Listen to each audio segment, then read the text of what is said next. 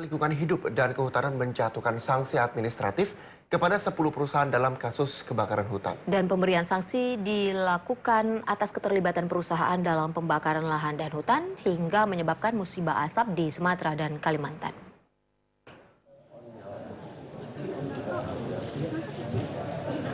Menteri Lingkungan Hidup dan Kehutanan Siti Nurbaya Bakar di Jakarta kemarin menjatuhkan sanksi kepada 10 perusahaan dalam kasus pembakaran lahan di Sumatera dan Kalimantan.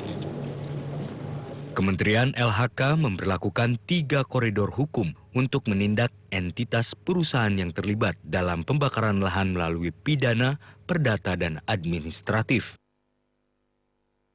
10 perusahaan yang dikenai sanksi administratif dengan bentuk sanksi paksaan pemerintah, sanksi pembekuan, dan sanksi pencabutan. 10 perusahaan, 3 perusahaan perkebunan, 5 perusahaan pengelola hutan tanaman industri, dan 2 perusahaan pemilik hak pengusahaan hutan atau HPH.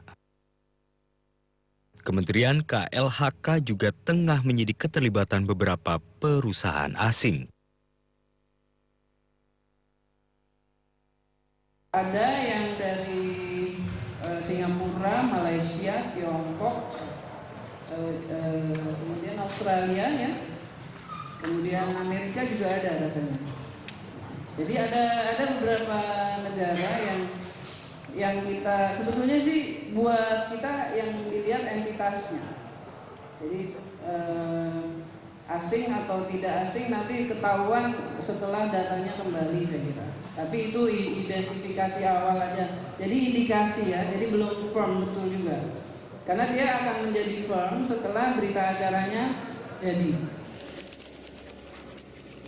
10 perusahaan yang telah diberi sanksi merupakan bagian dari 413 entitas perusahaan yang kini dalam proses investigasi KLHK.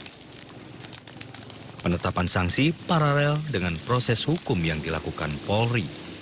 KLHK juga memberikan laporan proses hukum kepada Polri. Dari Jakarta, Seto Aji, Jamaluddin, Narto, MNC Media memberitakan.